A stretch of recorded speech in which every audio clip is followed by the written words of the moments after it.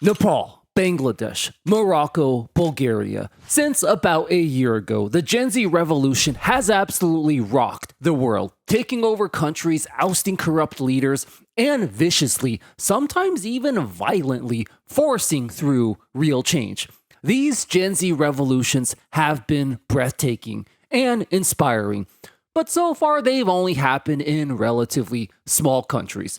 So what if I told you that the biggest and potentially most consequential one yet has just exploded onto the scene? India is now officially the world's biggest country by population. It took over China for the number one spot at some point in 2023. 1.5 billion people live in India, which is a staggering 18% of the entire world population. If a country that holds nearly a fifth of the entire world population gets taken over by yet another Gen Z revolution, this is bound to have tremendous global ripple effects that are going to be felt everywhere. And this might be exactly what's going on right now. This all started in a manner that will sound very, very familiar to you. Young Indians, just like you, were told to work hard, study, go to college, and just do what you're told.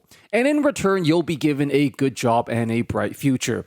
And just like for you, that turned out to be a total, complete lie. And instead of just admitting the blatantly obvious that something is very, very wrong with the system, they resorted to their typical blame-shifting, gaslighting, and name-calling tactics of the youth who weren't even born when they screwed everything up. They called the unemployed Indian youth cockroaches. On Friday, the Supreme Court of India's Chief Justice Surya Kant said during an open court hearing that parasites were attacking the system and equated the youngsters who don't get any employment and don't have any place in a profession to cockroaches. There are youngsters like cockroaches who don't get any employment or have any place in the profession. Some of them become media, some become social media, RTI activists, and other activists, and they start attacking everyone. He said, little did he know this ignorant comment was the beginning of his downfall because Gen Z in India, in typical Gen Z fashion, used their social media savviness to all come together and ask one simple, devastating question. What happens if all the cockroaches come together? And the answer, the biggest Gen Z revolution we've seen to date. Millions of Gen Z throughout the world's most populous country unified through social media and started their own Cockroach Janta party, otherwise known as the CJP. It started off as a satirical name, taking the cockroach label and simply just owning it. But now the Indian youth have completely flipped the meaning into a symbol of pride. Those in power think citizens are cockroaches and parasites, Deep K told Al Jazeera on Tuesday from Chicago, US. They should know that cockroaches breed in rotten places. That is what India is today. And damn, I just gotta say, ain't that some facts right there?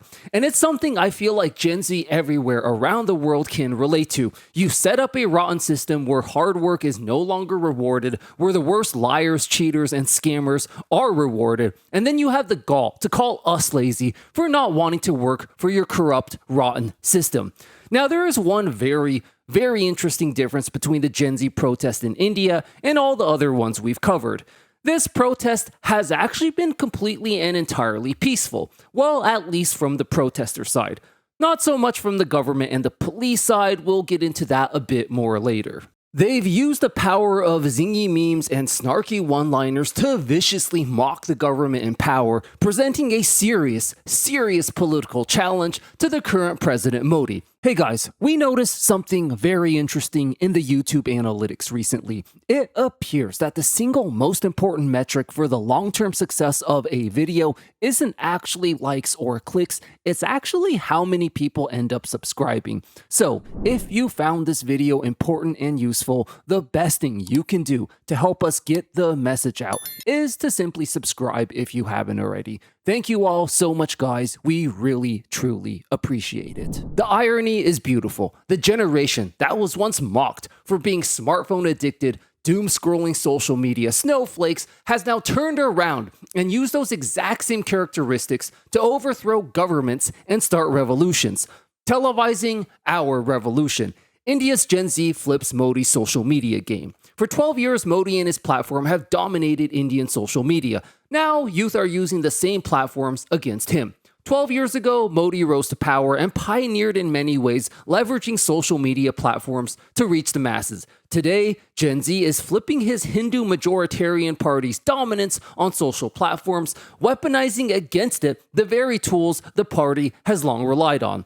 Hating Modi is cool on the internet now, after years of criminalizing dissent, she said before bursting into slogans. Uncle Modi, go back. Go back. We, the Gen Z people, are born on and for the internet. We were using Instagram before I could read a clock. Mainstream television news channels friendly to Modi have faced accusations of not covering the protest adequately, but young people like Gulyari rely increasingly on independent small publications and even more on social media. Gen Z is taking it lightly, being funny about it, because humor is our coping mechanism. In the middle of all chaos, somewhere we decided that to rebel, we need to find a way that unites us. The memes are uniting us.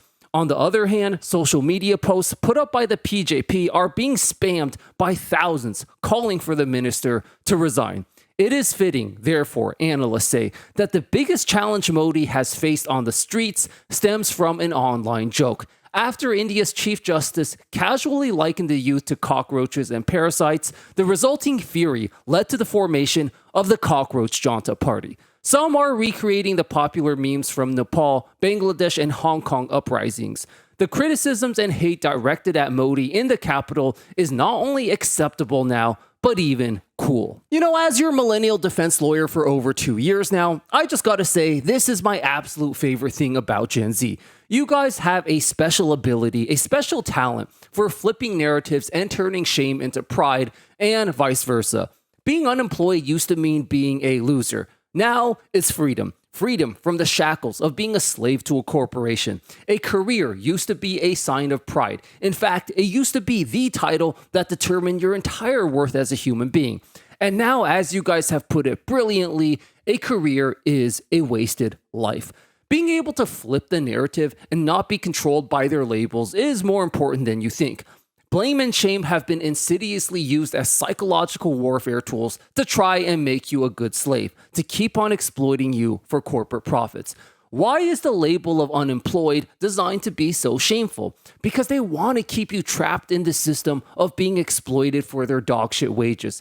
And they want you to feel shamed and punished for it if you dare question anything otherwise. Cockroach was just the next evolution of this entire Gen Z is lazy, Gen Z are a bunch of unemployed losers propaganda. But this time, you guys even outdid my expectations. Not only did you guys take this label and completely own it, not only did you completely flip the narrative again, you literally started an entire revolution over it in the world's most populous country. And right now, it appears you guys are winning. One of the biggest blessings that has come with doing this YouTube channel is that although we started focusing on American issues, this channel has exploded out to reach a massive global international audience. It appears our message and our mission is resonating with young people everywhere right now. And a very sizable part of our audience actually comes from India itself.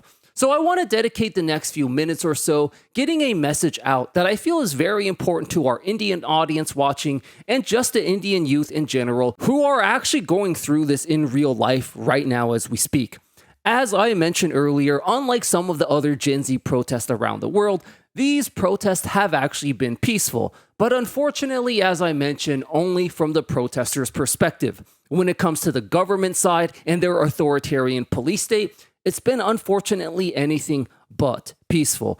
Both real-life video footage and first-hand eyewitness accounts have documented quite widespread, brutal, violent police crackdowns and abuse to a very peaceful protest, which is just unacceptable. Now, apparently, as you'd expect, the Indian government is trying their best to hide this and sweep this under the rug. On all the mainstream Indian news outlets, you're not seeing any footage or reports of the sheer police brutality and violence. Now, these censorship tactics may have worked 20, 30 years ago when the mainstream media controlled everything. However, in the age of social media, this has drastically changed. Everything is filmed and recorded now. Once again, thanks to Gen Z. And the government simply can't get away with all their lies and propaganda anymore. So I want to say this very clearly to however many people may end up watching this video. The police state in India right now is absolutely not behaving in a normal, acceptable law enforcement type of manner. We need to broadcast, share, and expose this as much as possible so that people all over the world know the truth. And we need to be even more supportive and in solidarity with our fellow Zoomers in India as they navigate this very important but potentially very dangerous situation. They're literally risking their lives going out and protesting, but not because the protests are dangerous, because the police have been dangerous. New Delhi, India. She darted through a sprinting crowd, running from a cloud of tear gas just above her head. Her eyes stung so badly she could barely see, and yet she filmed the chaos on her phone. I saw policemen brutally beating up unarmed girls and peaceful children, said, "I'm really sorry I can't pronounce this name," but who has been turning out for student protests that shut down the national capital, demanding the education minister's resignation. On her return home, the 18-year-old put together a rough cut from the chaos and captioned it on Instagram, "Today, we rang Parliament's doorbell and ran." The march to the Indian Parliament on July 20th against serial examination paper leaks brought the nation's capital to a standstill as tens of thousands of protesters occupied central roads leading to the country's corridors of power. More than 100 students were injured in a crackdown by police operating under the direct instruction of Prime Minister Narendra Modi's government. But since then, the Indian internet has turned into a relentless reel of police excesses. Shaky smartphone footage, rapid-fire edits pulsing to hip-hop tracks, and a tidal wave of memes and expletives. This is the only thing anyone is talking about. If nothing, we are televising our revolution. Singh, a teenager, told Al Jazeera, standing amid a sea of protesters choking Parliament Street on Wednesday. The entire country today feels the sting of batons and tear gas with us. Now, despite the vicious police brutality and the mainstream media's desperate attempts to hide it, the Gen Z protests in India have been a resounding success so far. Enough pressure has mounted to where the judge who made the initial comment has been forced to step down, and Modi is now backtracking and desperately trying to regain the support of the youth before he becomes the next victim. Now, I want to leave you guys with one final thought for the potentially historic time we're living through right now. A lot of you have been wondering when we'll get our French Revolution moment here in the modern day, and the answer is we might already be living through it right now. A revolution doesn't happen overnight. It's a process that can take years, even decades. The French Revolution itself was a 10-year process that culminated in the coup of 18 Brumaire on November 9th, 1799. It began, however, a lot more quietly. Rising food prices, a severe financial crisis, and an unfair tax system brewed under the surface for years before it finally reached a boiling point. Sound familiar? Now, if you lived in the early days of the French Revolution, you may not have even known you were a part of the French Revolution at the time. It's only with the benefit of historical hindsight in which we can look back and determine the exact day the revolution started and ended. And we might be living through the exact same thing right now as we speak. We may not even know it, but we might already be living through a historical revolution right now.